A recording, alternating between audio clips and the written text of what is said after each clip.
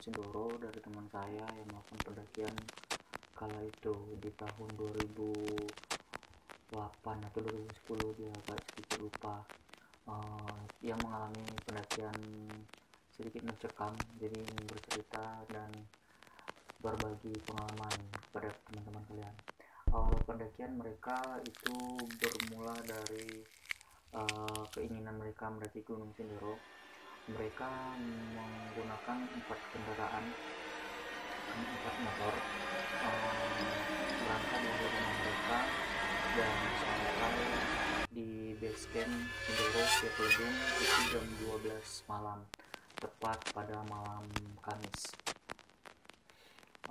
Sampai di base camp mereka melakukan penyesuaian badan, dan setelah setengah jam istirahat mereka mulai bergegas dan menyiapkan perlengkapan dan mulai pendakian. Setengah jam perjalanan itu mereka tidak mengalami kejadian apapun. Mereka terus menyusuri perkebunan menuju pos 1. Setelah perjalanan mereka sampai di pos 1. Seperti pendaki-pendaki laki-laki biasanya, di setiap pos mereka itu nyebat dulu, itu merokok dulu di batang. Setelah beberapa menit istirahat, mereka melakukan perjalanan menuju pos 1. Mereka berjalan, itu tidak ada hal apa-apa sampai mereka memasuki daerah yang sudah mulai rimbun, yang kiri kanan sudah semak-semak, yang sampai jalan berbentuk menjulang tinggi berbentuk kedua, dan temannya itu mengalami kecapean, kelelahan, dan meminta untuk istirahat. Mereka beristirahat sebentar. Ternyata temannya ini memang sudah sedikit sangat kelelahan. Jadi ada salah satu teman dari mereka itu nyeletus, udah ayo cepat jalan pelan-pelan aja, ketimbang sampai subuh nanti nggak keburu diriin tenda. Jadi teman saya ini memutuskan untuk membagi 2 tim. 4 orang pertama itu menuju langsung pos 2 untuk mendirikan tenda. 4 orang yang rombongan kedua itu menjaga dan sembari menunggu teman yang kelelahan. Jadi 4 orang itu langsung menuju pos 2. Mereka berempat ini menunggu sambil memastikan keadaan teman yang lagi cedera. Sudah lumayan agak lama dia cedera, lalu temannya ini lagi nyeletus, udah ayo cepet, pelan-pelan aja, nanti keburu, malah mereka udah jauh duluan, nanti malah nggak keburu, malah subuh kita nyampe sana, katanya gitu kan. Dan yang sakit ini malah kesal kayak itu, pahit lah kalau kayak gini, saya nggak usah naik gunung, tapi saya di rumah aja tidur enak, katanya. Dan ada teman lagi terus, jaga omongan, ini di sini gunung bukan tempat kamu, jangan sembarangan ngomong. Dan dia malah menjawab, udah terserah saya capek kok kayak gini nih, malah disuruh kayak gini, udahlah ayo jalan pelan-pelan, kayak gitu kan. 10 menit perjalanan pertama itu tidak terjadi apa-apa, namun setelah itu tiba-tiba mereka mendengar suara angin kencang dan kerumunan angin yang seperti mengelilingi kiri kanan mereka. Dan seketika mereka menjadi dan berpikiran bahwasanya ini mulai tidak baik kayak gitu. Jadi karena mereka tinggal berempat dan rombongan itu sudah duluan, yang paling belakang ini langsung merapat ke bagian yang orang paling depan, karena katanya yang paling depan ini sedikit agak enak diajak ngobrol. Jadi dipepet dan ditanya, cuk, kecimbok mati nggak?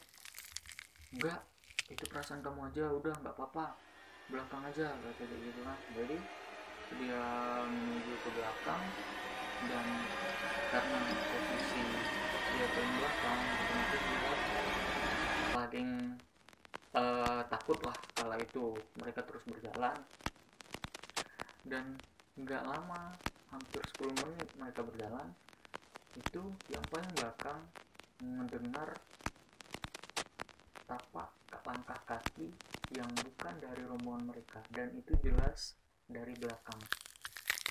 Mereka terus berjalan, dia merasa tidak nyaman, tapi karena dia rasa penasaran, dia langsung mulai ke belakang. Ketika dia mulai ke belakang, itu tidak ada apa-apa. Dan ketika dia ngadep ke depan lagi, ternyata yang di depan dia, yang ngomong ngawur itu tadi, yang kelelahan itu tadi, tiba-tiba yang sakit ini ngoceh-ngoceh nggak jelas lagi kayak gitu. Oh, tau gini capek ini tuh, pengen naik gunung kayak gini. Oh, mungkin itu hal yang wajar karena sebelumnya dia hanya mendaki gunung yang kecil-kecil di bawah ketinggian 2000 kayak gitu. Jadi karena dia udah sering ngoceh-ngoceh kayak gitu, jadi yang paling depan ini ngomong, udah ayo cepetin langkah karena udah bentar lagi juga ini, ketimbang kamu malah tambah drop, jadi pelan-pelan aja, cepetin aja, nggak apa-apa biar kita cepet nyampe. Dan setelah dia ngomong kayak gitu, dia melihat kenyang karena headlamp itu tepat di atas kepala. Dia menoleh ke kiri, bangsat, apa itu putih-putih? Dan semua langsung seketika melihat ke arah kiri yang dimana posisi yang paling depan itu melihat. Dan udah ayo cepetin langkah kita, bentar lagi udah nyampe pos ini, ngapain kita lama-lama, udah ayo cepet. Nah, dan yang paling belakang itu pas dari juga terdengar suara dari semak-semak yang keluar langsung terbang, dan itu juga bayangan putih yang ia lihat. Dan dia langsung nyampe teman dia yang sakit tadi, langsung menggendong dan langsung menuju ke pos 2. Setelah berjam-jam mereka berjalan, syukurnya mereka langsung nyampe di pos 2. Dan bersyukur karena di pos 2 4 temannya tadi sudah mendirikan tenda.